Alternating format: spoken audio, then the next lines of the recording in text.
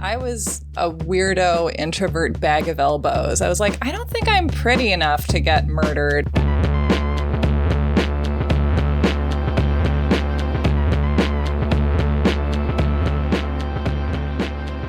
Welcome to You're Wrong About, the podcast where we circle back to history unremembered, misremembered, and disremembered. Ooh, disremembered. I don't even know what that means, but... Well, it's like dismembered, but with another syllable. I am Michael Hobbs. I am a reporter for the Huffington Post. I'm Sarah Marshall. I'm a writer for a bunch of outlets that are waiting on pieces that I promised to them 2 months ago. That sounds familiar. I love you guys. And today we're talking about Jeffrey Dahmer. Who's our first serial killer, which is actually sort of incredible that it has taken us this long. We recorded the first episode of this show when the puppies that I am now training were being conceived, which is just amazing to me because I have spent perhaps even more time than the average American researching serial killers. I just imagine you walking around with a 3x3 square Brady Bunch opening credit sequence with all your favorite serial killers in there, kind of looking up and down at each other.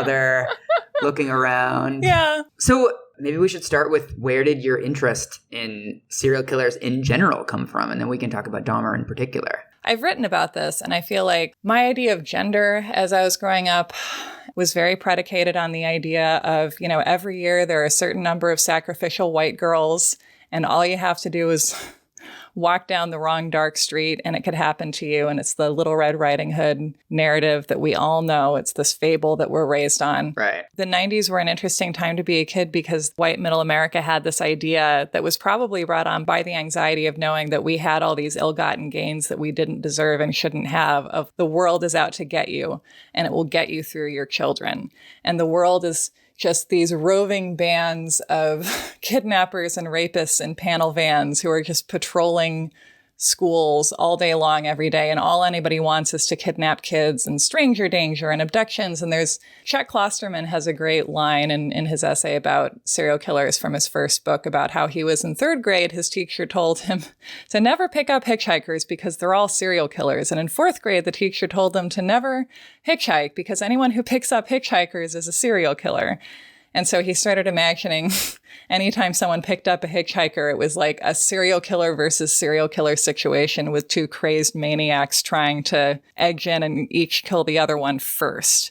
And I feel like that was the idea of America that I grew up in, just this profound paranoia. And the serial killer is the ultimate excuse for paranoia. Yeah. But what is your relationship with that media and with growing up in that landscape too? I had a very long, very intense serial killer phase when I was in 7th or 9th grade. I didn't even know that about you. Of course, of course. I just read book after book after book about serial killers, including all these profiler books. I Hunt Monsters, Mindhunter. Mindhunter I definitely read. Yeah. I definitely read all the Hannibal Lector books.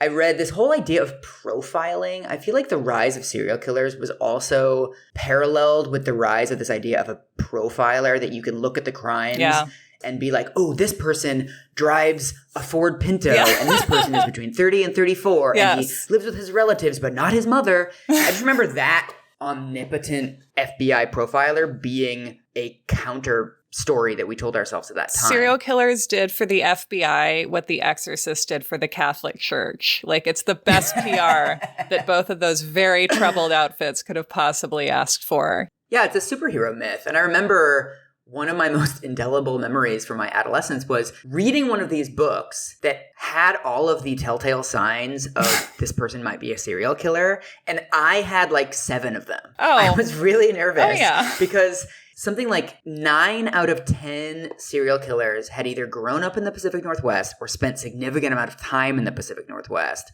Many of them I remember a lot of them wet the bed relatively late, and I also wet the bed relatively late. Which has been debunked in the has it now? the bedwetting, fire starting, animal killing trifecta. That was like an early FBI profiling thing that people have looked at since in the way that we've looked at many ideas the FBI had and be like, well, not really. So one of the ones was animal torture, and I was looking back now, I was like the sweetest kid, and I loved animals and I loved kittens and everything. But I had at one point at Boy Scout camp, I was in this terrible Boy Scout troop.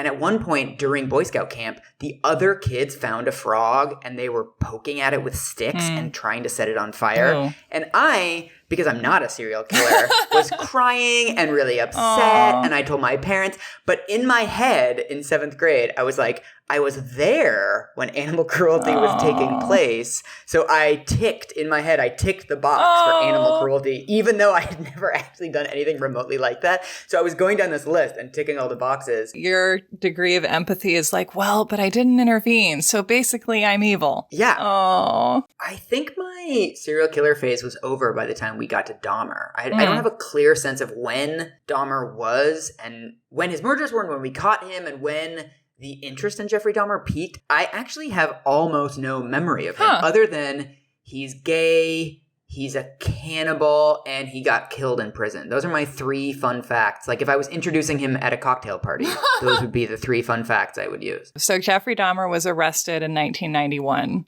And what happens is he has a potential victim, Tracy Edwards, a young black man, because nearly all of his victims were men of color, who escaped from his apartment and ran out to the street and flagged down the police and brought the police back. And the police found this apartment full of body parts and this guy who said, hey, this guy is going to kill me. And so they arrested Jeffrey Dahmer and they take him in and he pretty much immediately starts confessing and he names all of his victims. He confesses to killing 17 people. Wow. He talks about what he's been doing with the body parts and why. And from that moment on, one of the things I find really interesting about him is that he really did his best to articulate what was going on for him and what motivated him to do what he did, and often just couldn't. There are many moments in interviews that he did where someone said, why did you keep the skulls? Why were you collecting and boiling and arranging skulls in your home? What was the purpose of that for you? And he says, for me, it was a place where I could collect my thoughts and meditate and I don't know. He admits the fact that he cannot explain why he felt compelled to do what he was doing, which to me is really interesting. We are very used to in our national serial killer narratives and the kind of the exorcist demon style of serial killer that can have, the face off with the FBI agent, taunting them the way that the demon taunts the priests and the exorcist. Your mother sucks cocks in hell, and all of that. He didn't do any of that. Dahmer, from the moment he was arrested, just was kind of trying to say what was going on in his head and not trying to play games with anyone, and was not able to put his compulsions into words. But to me, the most interesting thing about the arrest is that this was not the first person to have escaped his apartment and found the police. No way. Earlier that year, a couple of months before he was arrested, Dahmer had a victim named Connor X in Southampton. He was a Laotian American immigrant. He was 14 or 15 at the time. And also, and this is another thing that I think is interesting, there's this thing that we all do in the media and as people where we call serial killers by their last names. And I think it helps them become kind of entity-like, like a force of evil kind of a person. Dahmer did this, Dahmer did that. It's very weird if we start talking about what a guy named Jeff did. Right. So in Milwaukee, white guy named Jeff approaches this Laotian teenager and does what he often did, which was he said, I'll give you $50 if you come to my apartment and you pose for photos for me. And coincidentally, he had already approached this kid's brother and brought him back to his apartment and taken photos of him nude and fondled him. And the kid had survived that and reported it. And Jeffrey Dahmer had spent about a year in a work release prison program for, quote, enticing a minor, which is just such a weird way to put it. And so he had already done time. He was on probation. He had a probation officer who was supposed to be visiting his house, but of course was really overworked and did not. And so he would come in and, he had a job. He was employed. He was well-spoken. Things seemed to be going okay for him. So he was on probation while he was committing a lot of these murders. Wow. And so while on probation for this earlier incident, he approaches this kid's brother, takes him home. And what he would do typically is he would drug a drink and give it to the person that he had brought back to his house. He approached low-income people who could be persuaded for $50 to come and have photos taken of them. It was the same thing with this guy who ultimately escaped and survived. He was, at the time, some people have positioned this as a fact showing what kind of a crazy, evil demon, whatever he was. To me, it's just proof that this guy named Jeff was really decompensating. He was attempting to make his victims into zombies, which meant that he would drill a hole in somebody's skull and inject uric acid into their brain. He was not going about this in any kind of a scientific fashion. No fucking way. And which is basically would kill someone in a few hours. But he had this idea of that what he really wanted was to be able to abduct someone and to not have to kill them, but to be able to turn them into kind of a zombie who would not have any agency and do whatever he wanted and be Jesus Christ in his life that way. So he had done that with this kid, Conorak, who then escaped, somehow managed to escape and ran out of his apartment and into the street and is stumbling and slurring his words. So he has the acid in his brain? Dahmer actually did that to him? Oh, yeah. Oh, yeah. God. And he was naked at the time and might have been handcuffed, but he was, naked running into the streets, a teenage boy. And so these two young black women find him. They flag down the police. Dahmer lived in a black neighborhood. Milwaukee is a very segregated city. And so already the police, I think, were probably not particularly inclined to take the complaint of these girls as seriously as they would if they were in a different neighborhood. They're like, something's going on, clearly.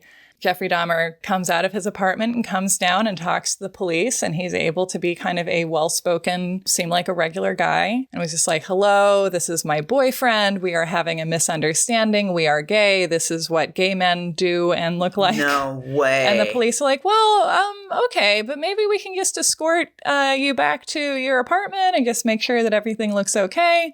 And he's like, sure, of course. And so they go back to the apartment, escort Dahmer and his victim back to the apartment and come in, and there's like kind of some weird smells and some intense like perfume that's masking maybe some kind of a rotting smell underneath. And he seems like maybe like kind of a weird guy, kind of a weird place, but they're like, well, who can say what the gays are up to really? This seems like Jesus a normal Christ. Gay situation. And then, and they drop them off and go and radio headquarters when they get back in the car and are like, we just solved a gay dispute. My partner is going to get deloused at the station. Way. We were in a gross gay guy's apartment. I mean, he wasn't committing any crimes, but he was gay and it was gross.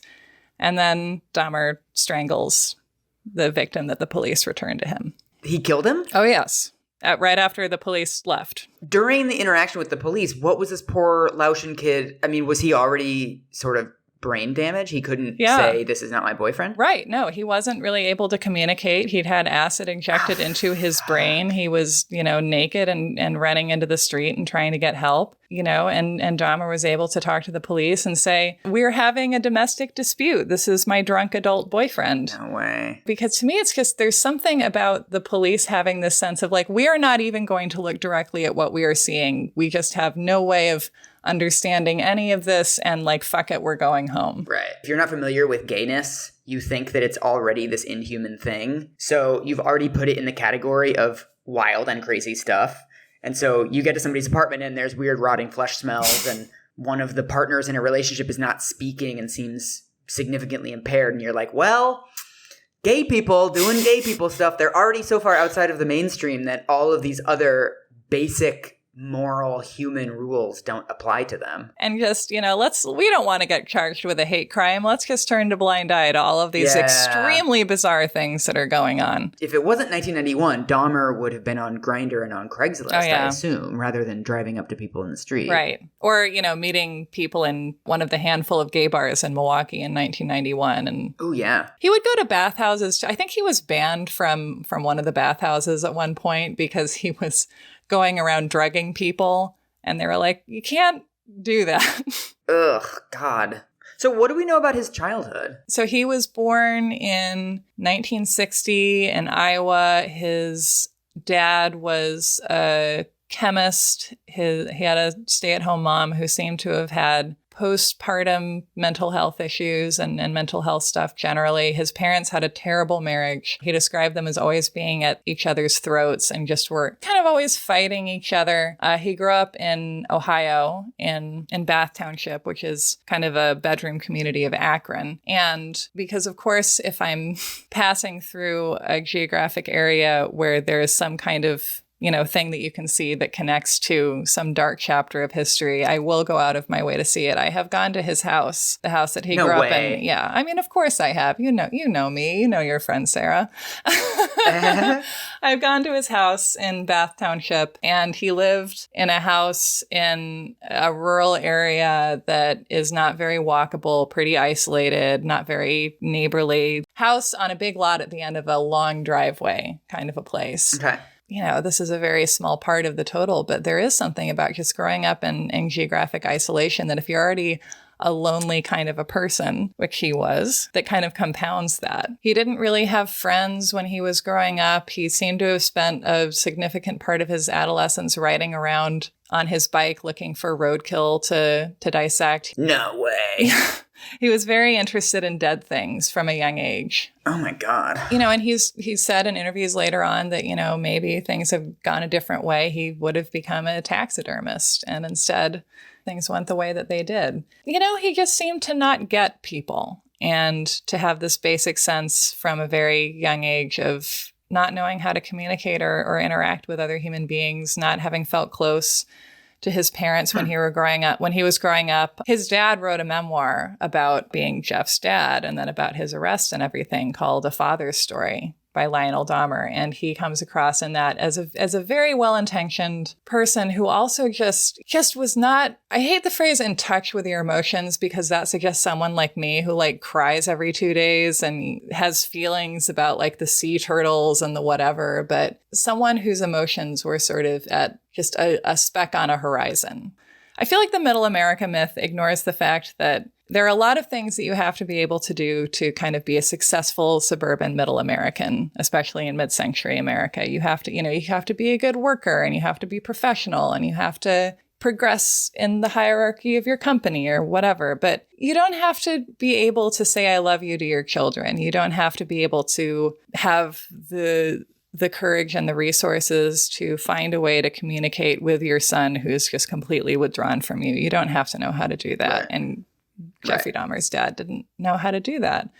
So he just seemed to grow up without, not really having relationships with people. He wasn't abused. He wasn't, kidnapped by a satanic cult. So, he had the kind of young adulthood that a lot of us have. Did anybody raise alarms about Dahmer when he was a kid, a school counselor or a neighbor or something saying, hey, this kid really needs help? Nothing that dramatic. He was known in school as he was smart. He could have applied himself more. He started drinking heavily when he was in high school, maybe even earlier. And so he would get drunk at the start of every school day. Jesus Christ. If yourself is unbearable to you, then at a certain point, you're going to discover substances, right? The smell. How did nobody bust him for that? It was a big high school, I guess. I don't know. So he was blending in. He felt like one of many, or it was easy for him to stay under the radar, even though he smelled like Grandpa Joe walking around. Yeah, he didn't have friends, but he knew how to make people laugh. And he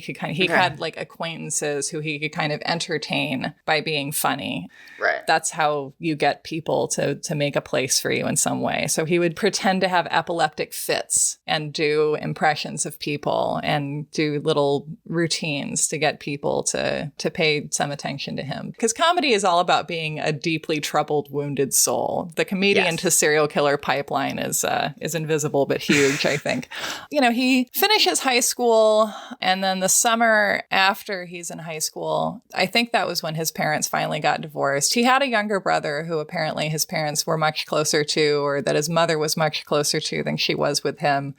Which, if you're a kid who grows up feeling kind of socially isolated and rejected by your parents, having a sibling who they appear to like more than you is, Yeah, not great. Doesn't help. And so his mother took his younger brother, who was 12, and went off to spend the summer somewhere else. And apparently, unbeknownst to her, Jeff's dad had started courting a nice lady who would ultimately become his stepmom. And so they both just left him alone for the summer after he finished high school. And he was in this empty house down a long driveway with no food in the fridge. And this is when he committed his first murder. No fucking way. That early? Yeah. And the funny thing, too, is that he commits this first murder when he's 18, and then there's nothing for 10 years, as far as we know, and as far as he confessed. And he was very candid about all this. So to me, there's obviously you take everything with a grain of salt, but he's, to me, very credible on the subject of himself. And he had been fantasizing about committing murder for a while, although I don't think that murder in itself was really the draw for him. It was a means of spending time with someone, essentially, in a way that he could control. What about Scrabble? He used Scrabble.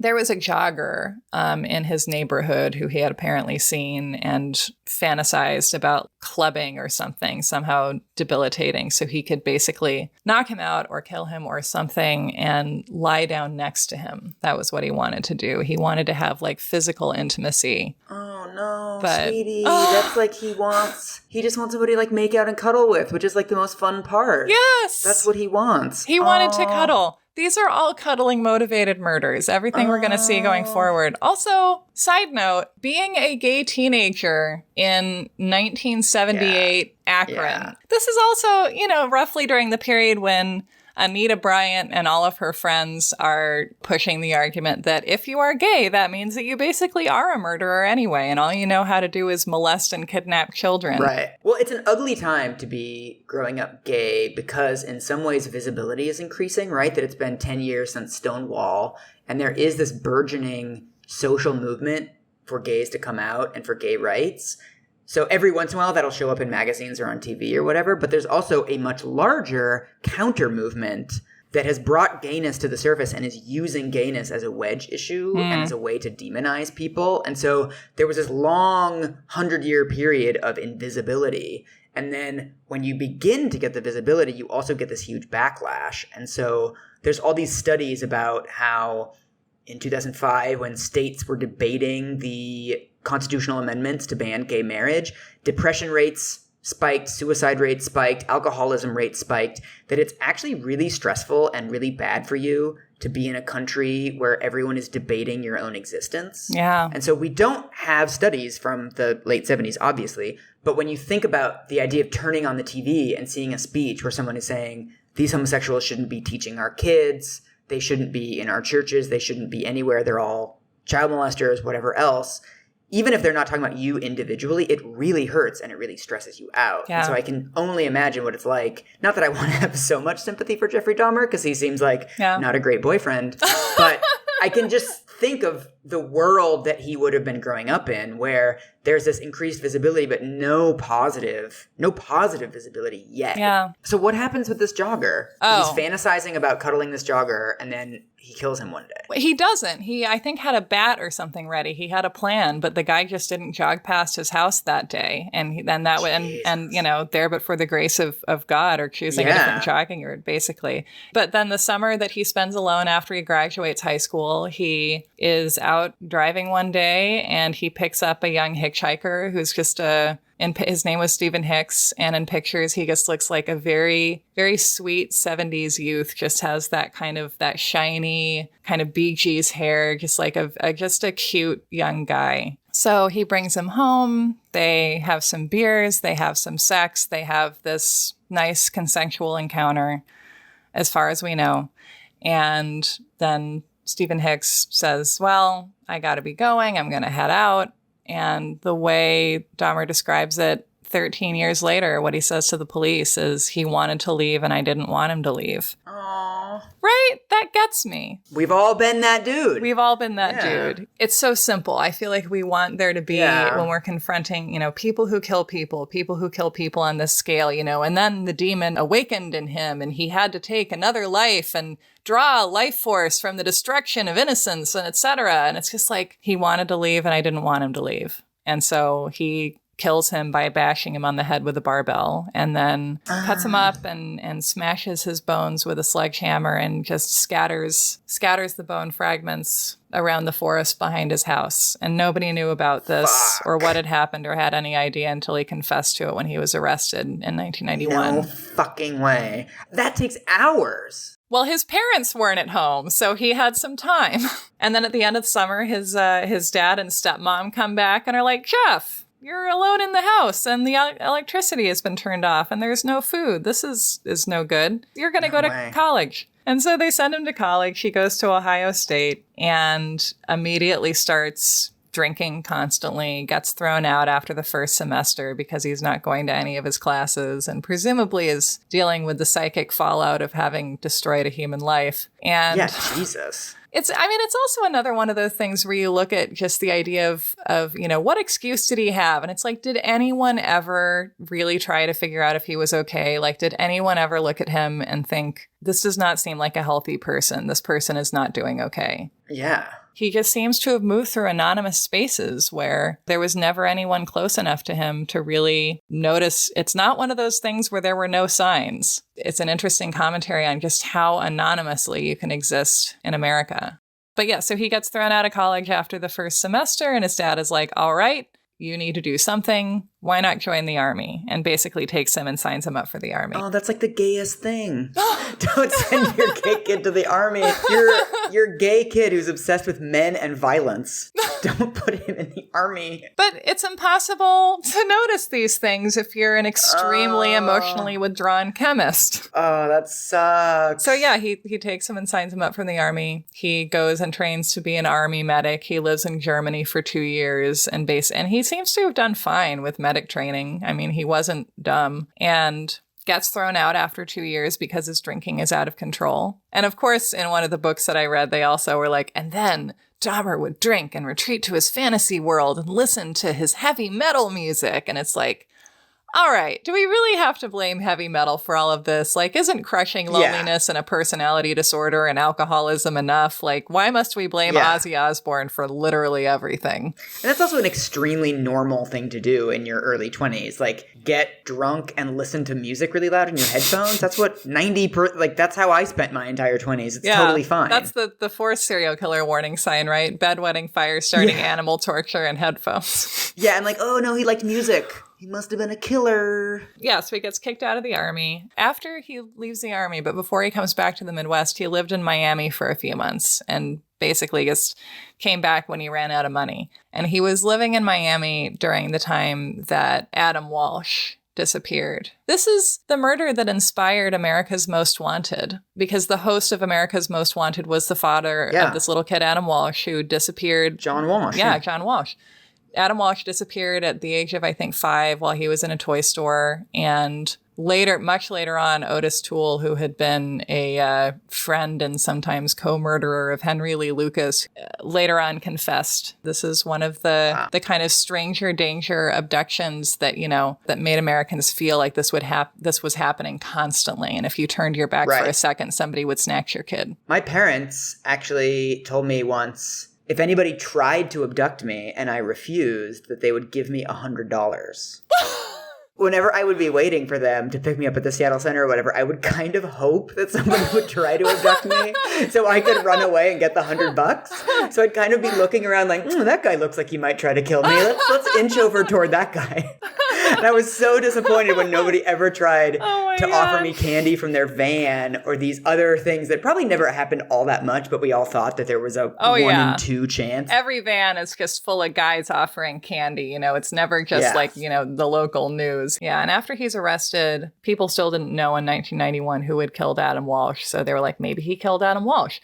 Who got killed in Germany during this time? Maybe he did those murders. And this thing that happens where when we find someone who becomes a notorious serial killer, we're like, maybe this is the answer to all of our problems. Like, there are various, people in various departments across America who are convinced that Ted Bundy committed, most of the unsolved murders in the Western U.S. and even in states that he never appeared to have been in. And it's like, there are only so many hours in the day, basically. So he leaves Germany, he leaves the army. And so his dad's like, all right, you can go live with your grandma in West Dallas, which is kind of outer Milwaukee. And again, there are signs that stuff like, he steals a male mannequin at one point and brings it home and is spending time with it and fondling it. And his grandma is like, Jeffrey, please get rid of that mannequin.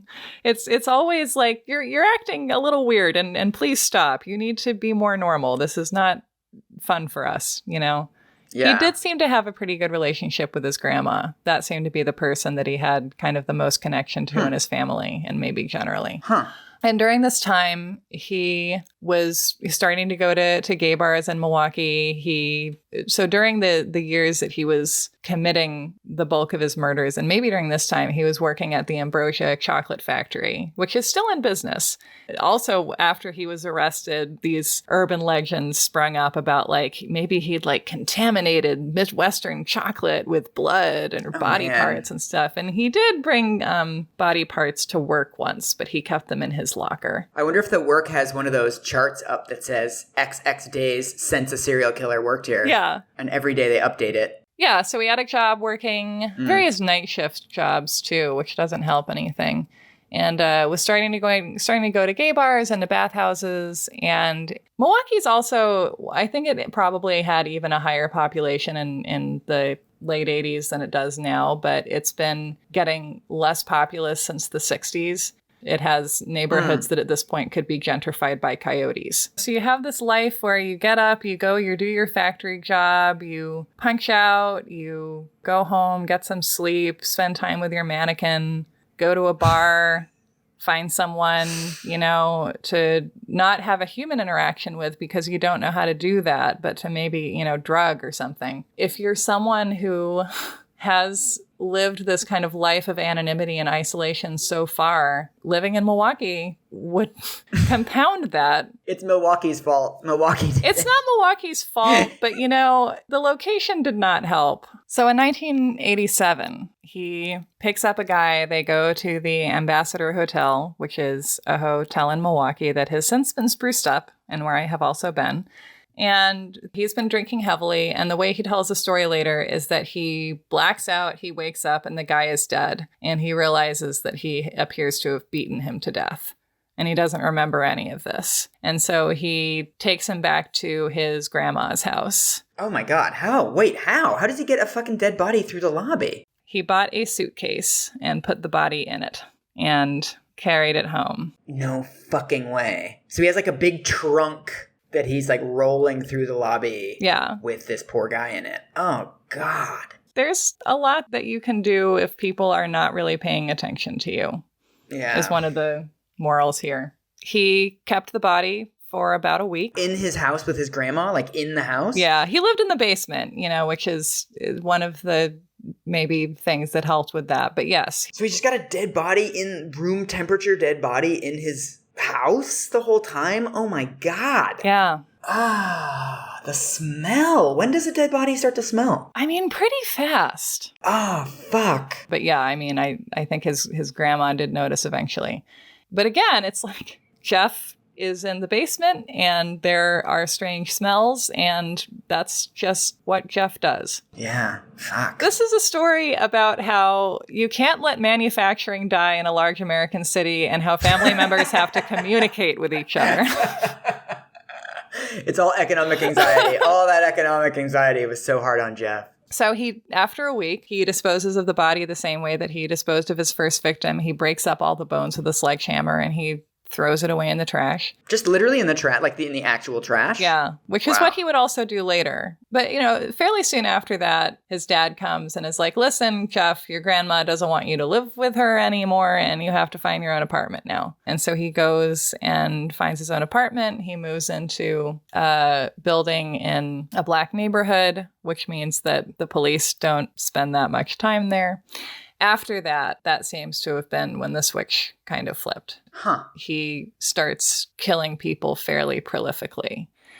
So he would meet someone in a bar or, go cruising and find someone to, who he liked the look of and say, come to my house and I'll pay you $50 and take photos of you.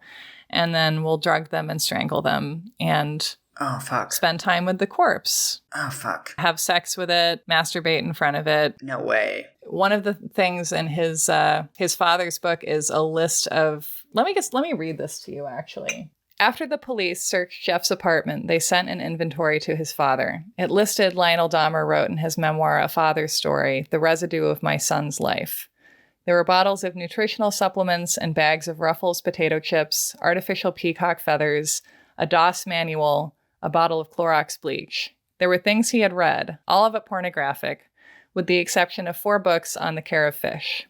He also had an aquarium. There were utterly neutral things suddenly made sinister. 3 black-handled forks, 2 butcher knives, a pair of chemical-resistant gloves, a handsaw with 5 detachable blades, and a 3/4-inch drill. Oh my fucking God. And finally, on the last page of the inventory, there were the contents of Jeff's bedroom. 1 pillow white with light blue flowers with bloodstain. 1 pillow black case and pillow with bloodstain. 1 bed sheet, black, fitted with bloodstain. 1 white mattress cover, white with bloodstain. 1 pillowcase, black with bloodstain. 1 mattress with blue flowered pattern with bloodstains both sides. Fuck. Both sides. Both sides. Which means that at one point, not to get too FBI profiler about this, he flipped it. Yeah. Because it had bloodstains on it and then commenced to take another dead body to bed. This is going to sound like a really crass question, but was Jeffrey Dahmer, was he conventionally attractive? I mean, was picking up guys in bars pretty easy for him, or was he not super good looking and that was part of his resentment? Well, this is really a question about game. I guess. Let's do this first. Look up a picture of him and tell me if what kind of a luck he would have picking you up. All right, let me see what he was working with. I'm seeing a white guy, relatively thin, longish, blonde hair. I'm looking at his mugshot. He's in a hoodie. Yeah, he's in relatively good shape. He's a normal looking guy. You wouldn't say he's the hottest guy at the bar, but he's also not the minger at the bar either. Yeah, I feel like he just was kind of unexceptional looking, right? He just looks like a regular man. One of the other things that I find so interesting about him is that, after he's arrested, after he's in prison, after he gets maybe his meds kind of stabilized, he just comes across as boring. Yeah. There's an interview, I think, on 48 Hours where Stone Phillips comes and interviews him at the prison in Portage. And, there's just a clip of them kind of talking and Dahmer just making just very boring upper Midwest male conversation. He was like talking about like, did you get here okay? With the snow, it was snowing like crazy here yesterday. He's just a unexceptional looking kind of a boring guy. And I think, another big factor in it is that most of his victims were men of color, a lot of black men, a lot of men who also, the deal was sweetened for them by the fact that this guy was going to give them $50 and supply the beer. Yeah, so is he primarily attracted to men of color, or is he doing this because he knows the cops won't investigate them as much? What he said is that he was primarily attracted to men of color. Okay. Those were the bodies that he wanted. Those were the people that he coveted. The other interesting thing to me about this, and the thing that really contradicts the serial killer narrative as we know it, and I always hear this in the voice of the narration of the Silence of the Lambs trailer, which opens with a voice going, "A killer is on the loose." That's always the story. It's like, a killer is on the loose and the authorities have noticed and they're tracking him down with their profiling. And what happened with Dahmer's victims, and this is another thing where, the problem is Milwaukee and also America, the families of these men, not all of them, but some of them are minors. Some of them have stable lives and routines and are not prone to going off and disappearing. Most people don't disappear generally. Their family members and their friends are going to the police and they're saying, my son, my brother, my friend has disappeared and I'm afraid that something terrible has happened to him, or I have reason to believe that it was this weird guy that he was seen with. Will you do something about it? And the police are like, we're not investigating the disappearance of a gay man of color. Like, fuck you. He's probably in Chicago. any complaints that people took to the police during these years, which there were several of, the police were just like, what? No, we're not doing that. We don't care. Yeah, because 17 people is a lot. Yeah. Especially because it sounds like there's a relatively similar pattern that somebody must have seen him leave the bar with these people. Somebody, I mean, it sounds like this would lead you to Jeff pretty quickly. Yeah. And, and members of the gay community have started noticing, that something seems to be off. Like, it's a small community. Yeah. The gay community in Milwaukee in the late 80s and early 90s. And the police are like, no, fuck you guys. Gay men, black men, like, these are not the populations that we are working for. Right. And there's also an inherent suspicion at that time that you hear a lot in accounts of the AIDS crisis and other accounts from this period. Once you're gay, everything else gets thrown out. That, he disappeared.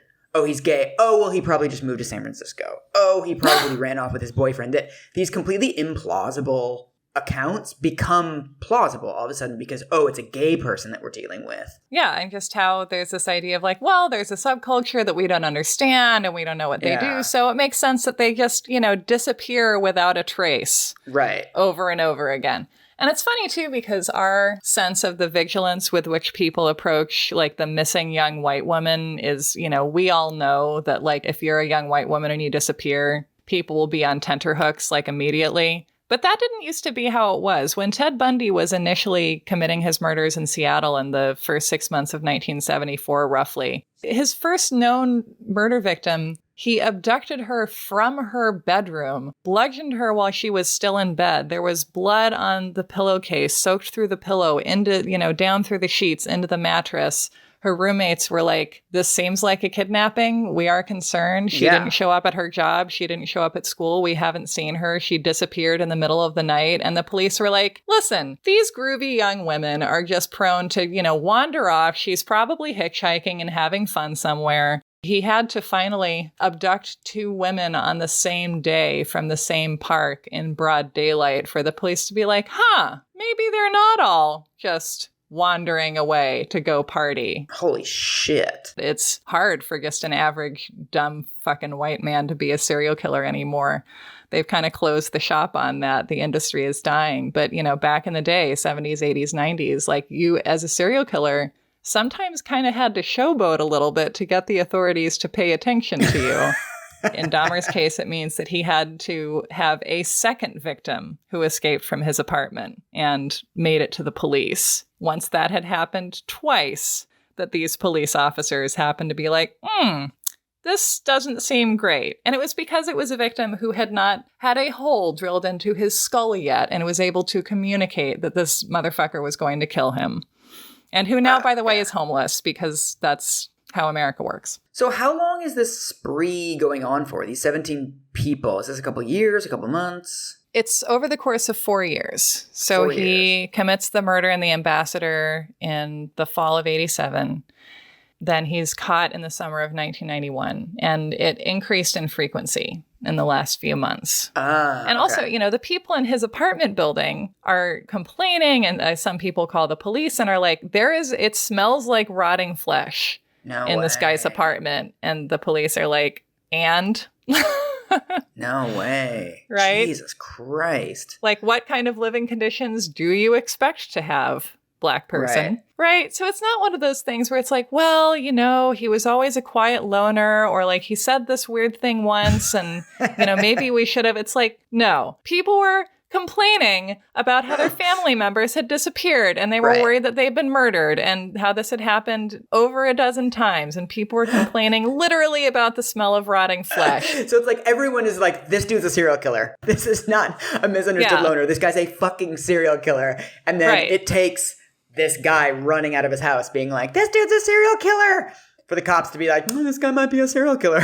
Right. One of the reasons we're so attracted to the serial killer or just the like evil murderer narrative is because it's a way for authority figures, for like the nice white dudes, to prove how nice and smart and powerful they are. They're like, I'm an FBI profiler, and because of the serial killer, we can show America that there's this cadre of elite investigators who can look at the details from a crime scene and be like, I intuit that our killer lives on, in this neighborhood and drives a car like this, and we're going to find him this afternoon.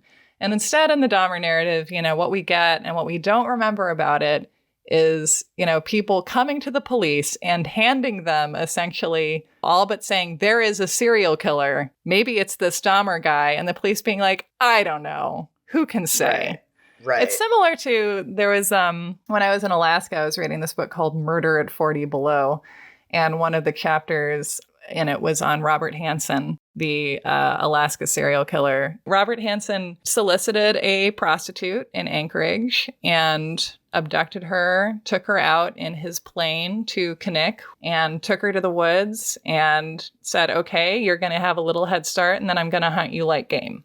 No fucking way. And I had raped her before that. And somehow she escaped. Somehow she lived and went to the police. And the police find Robert Hansen because she IDs him from a photo array because he has a prior offense.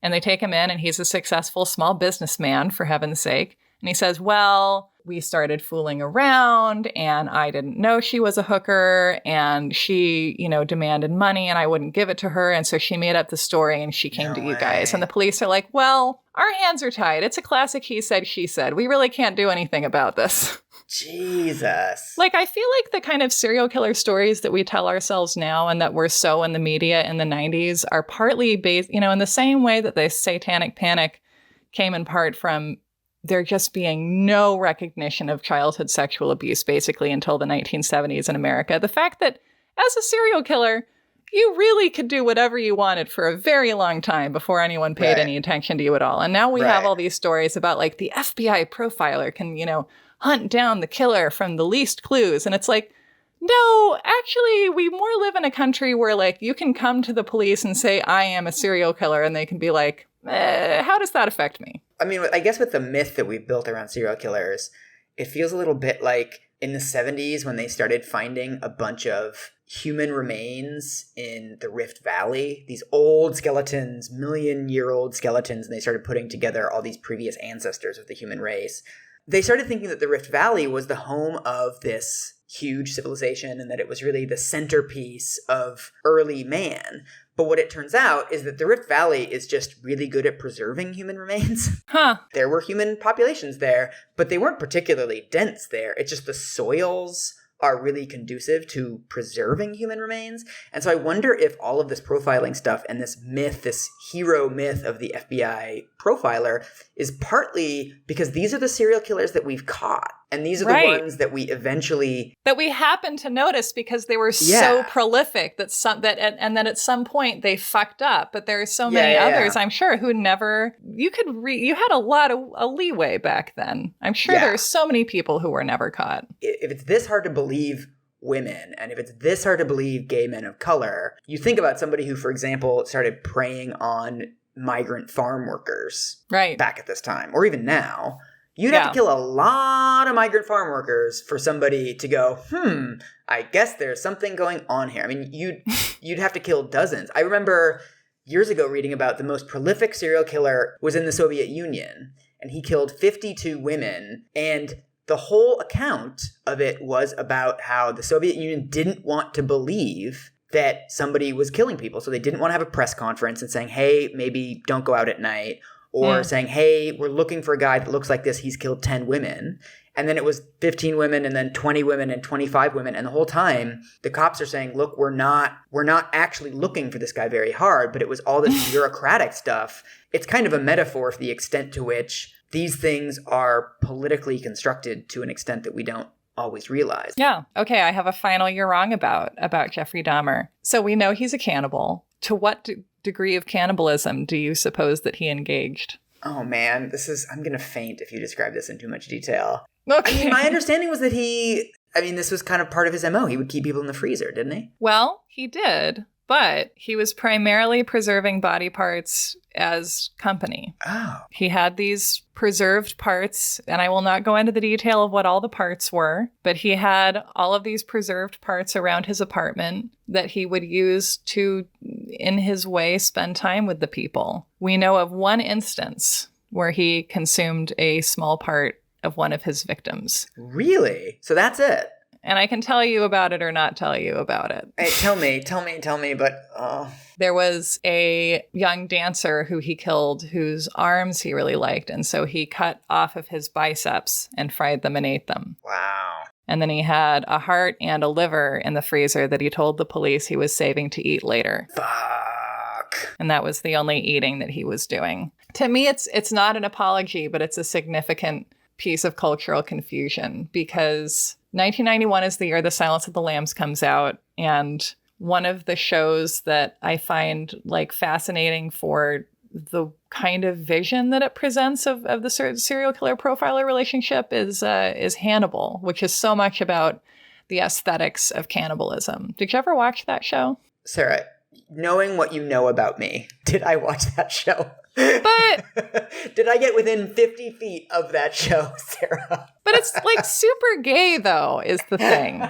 It wants to be gay. It like the whole show. My love for gayness got me over my hatred of movie violence. You know, and the sort of Hannibal Lector cultural figure thing is like that you kill your victim and then you exquisitely prepare their body and you absorb their life force. And it's a way of showing that you're superior to them in some way, because the whole Hannibal Lecter thing is like that he listens to Bach and he's cultured, and it's like, and that's why he's, so scary, because he's fancy. And I have a quote. This is from a really great article about Jeffrey Dahmer that came out the year that he was caught. The author went and interviewed Dennis Nielsen, the British serial killer, who had a very similar MO.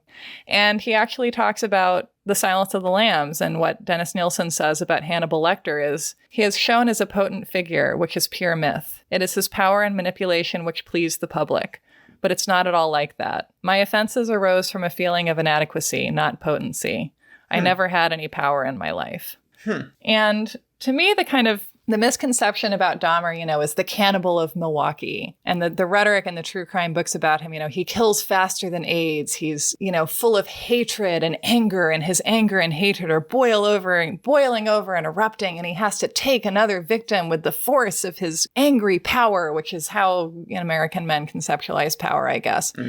And he's not doing that. He's not trying to terrorize the public. The public has not noticed what he's doing even once. And he's not doing this, I'm powerful and potent and you're all weak and I'm taking the life force out of my victims thing. To me, it's what focusing on the cannibalism and not looking at just the fact that he has all of these body parts around as a way of spending time with other people in the only way that he knows how to. There's no power in this. There's nothing worth kind of weirdly looking up to as a power of, it's evil power, but it's still power. Like none of this is power. This is just a deeply mentally ill and lonely person who was able to commit crimes in a way that nobody noticed because nobody cared about the victims that he wanted. It's much more pathetic than it is decadent, I suppose. Yeah. It's interesting to me that after he gets arrested, he just confesses and blurts out all this information. I mean, what's behind that? Why does he do that? I mean, it was never in hopes of getting any kind of a deal. He wanted to be executed. Really? As soon as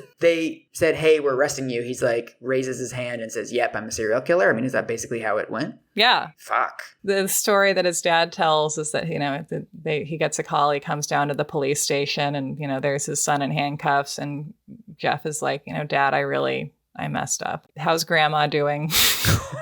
Yeah, he just is like, okay, I will tell you about all of my murders. What is the fanfare, I guess, or what is the public reaction after he's caught? It was huge, yeah. And you can no longer go to the apartment building where this all happened because the city of Milwaukee, at great cost, had it demolished. No, the whole building? Yeah, it cost $500,000. People live there, what the hell? Yeah, he had lots of neighbors who had perfectly nice apartments in a building that no longer had those smells. And they were like, no, we have to symbolically destroy something, so, move.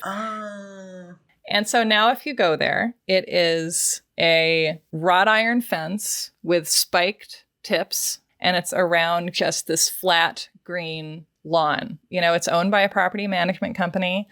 And it is someone's job to go and trim the grass and keep it all flat and fertilized. And it's not a vacant lot. It is a weird waste of space to have. If it's going to be a park, make it a park. Don't make it a park behind a fence. And do something, to honor the lives of these victims that nobody paid attention to the fact that they were disappearing. This is the neighborhood that, these people who the police didn't care about still live in today. How does he end up getting killed in prison? Because doesn't another prisoner kill him? Yeah, he got killed while he was in a janitorial duty, I think, and another prisoner, a young black guy, bludgeoned him and killed him, and he died instantly. And he had wanted to die. Yeah, was he sentenced to death? Was this death row? No, I don't think that they've had the death penalty in Wisconsin for a long time. And in one of those very symbolic sentences, he's sentenced to like 900 years. Right. So I've also read a book by the pastor who became his pastor and did Bible study with him after he converted to Christianity, became a Church of Christ congregant. What? He became Christian while he was in prison, as a great many people do. And in his last months of life, came around to the idea of Christ's love. Whatever, Jeff. The Christians can have Jeff. I mean, can the gay people not have Jeff anymore and the Christians take him? Well, and I think that one of the things that he felt guilt over was, not just being a murderer, but being gay. I mean, what does the Reverend say in this book about him as a person? It's a very sweet book. The guy's name is Roy Ratcliffe, and he talks about Jeff being like, I've been reading about Church of Christ rules and how you have to have wine or grape juice, but I can't have access grape juice in prison. All I have is grape drink. Like, is God okay with that? And the pastor is like, yes, it is. God understands if all you can get is grape drink. And this is in the 8 months before he's killed. They baptize him, and the pastor, after he's killed, speaks at his funeral. And there were not very many people at that funeral, as one might guess. And I think a family member of a victim turned up, and he talked to her, and they apparently had kind of a moment. She regarded the man who had killed her family member as human. Well, do you think his account of later Jeff, do you think that's a sign that the system could have intervened and could have saved Jeff in some way, whether it was the church or a social worker or a jobs program or something could have intervened and stopped all this? I don't know. I mean, I feel like when I look at his life, it feels like this coalescence of just all of these different factors, that he was born with the hardware that he had, and that he was so emotionally isolated growing up. During his childhood and adolescence, people didn't get therapy for kids and teenagers in the 60s and 70s. They just didn't. Or even try to get him diagnosed. I mean, nowadays your parents would be like, oh, Jeff is weird. Let's take him to a psychologist and you'd get some sort of label to put on him of what is going on with this kid, and you would try to do something about it. Whereas back then, it's just like, weirdos be weird. Yeah. And because, what criteria did they have at the time for whether someone is truly troubled? Is it like, well, he's not like stealing, or he's not doing anything violent that we know about, which he didn't. He wasn't violent until he, was technically an adult. There were no people in his life unless they were his victims. Like, the only people he interacted with really seemed to be his victims. It's the happenstance of just how his chemistry worked. And we live in a lonely society. People always write about how, like, it's really hard to form friendships in adulthood and to find community. If we lived in a society where people weren't so isolated, that's just one of so many factors, but it's one of them. Well, you're blaming Milwaukee. I'm 100% blaming... Milwaukee is to blame. All right. I mean, I have a lot of love for Milwaukee. I don't want that to be the takeaway. I'm blaming America. I'm blaming mid-century America and American loneliness. And once again, as we talked about with Dare, let's take a page from Iceland's book and have some municipally funded chess clubs and activities for the kids. Yeah. Let's, facilitate community for people. If he could have joined a taxidermy club, none of this would have happened. Right? Just like a safe space for like a lot of weird kids who do not want to interact with each other, but can sort of stand near each other while they work on their pelts. That could have been nice.